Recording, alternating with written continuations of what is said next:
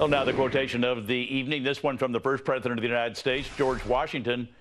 To be prepared for war is one of the most effective means of preserving peace. Well said, George.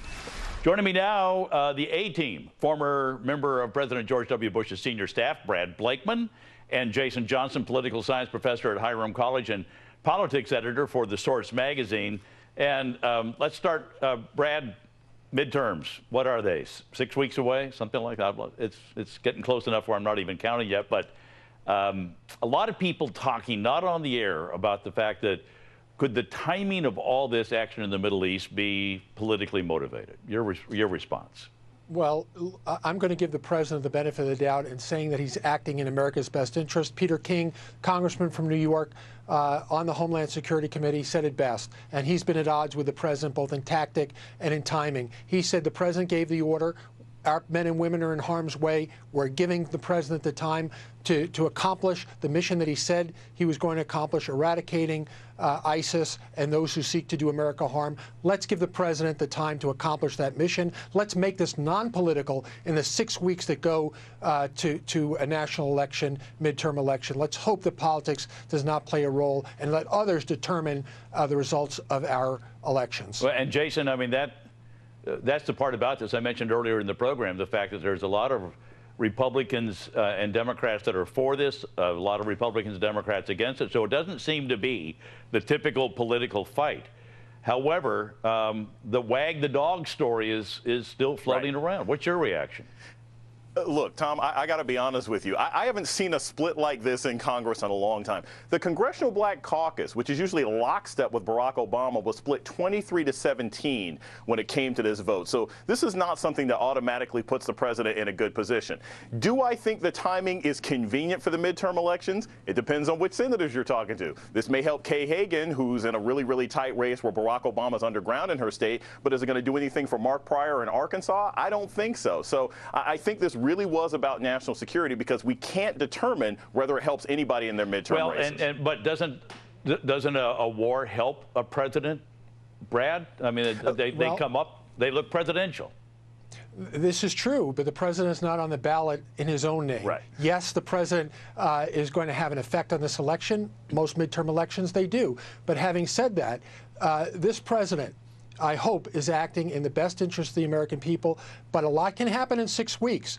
There's no definitive way that we can determine how this is going to play out 2-3 weeks from now. So if it was political, and anytime you do a political move, you better anticipate what the result is going to be. We don't know. And wars never seem to go by the script. Absolutely. So, exactly. Jason, so this business about the Arab partners, and I have to admit, when I first heard about this, I thought, they're not giving us the names. Then they gave us the names, but they're not saying exactly what they're doing. If they're just cheerleaders on the sideline. And then today they said, no, they were flying real fighter jets out there. Does this give the president a lot of political cover?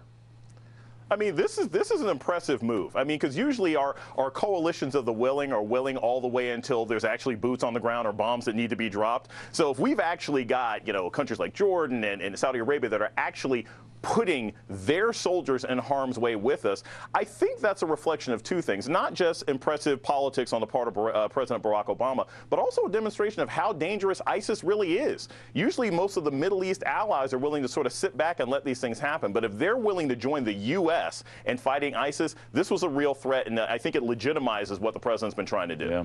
And we talked earlier with Ed Royce, but Brad, this business about Congress coming back to vote on this, going to happen or not?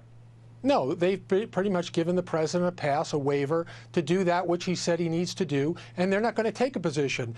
Because why? Now, that's political.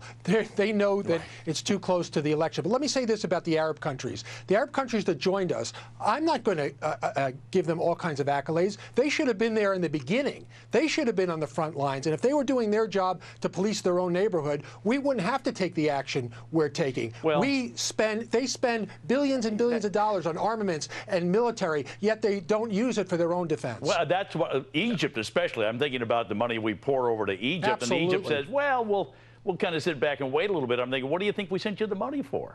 But Jason, this business about them getting involved somewhere, every general says somebody's boots need to be on the ground. I think that's going to be the real test for these Arab nations. Well, yeah. Is somebody's boots going to be on the ground? And when, and I got to say this about the United States, when are we going to be honest about what it takes to fight terrorism? This isn't some G.I. Joe versus Cobra thing that's going to be over in 6 weeks or 18 months. This is a long slog because it seems like we're playing whack-a-mole. Every single time we do something with al-Qaeda, then ISIS pops up, then al-Qaeda will come back. We've got to be committed to really securing Afghanistan, truly securing Iraq, and that's going to require boots on the ground. All these games, these are sort of, shell games that we have going on right now. The United States needs to get honest about what it's going to take to win this war. I'll take your comment about whack-a-mole, and it seems very appropriate. Brad Blakeman, Jason Johnson, thank you both, gentlemen, very much. Thank you.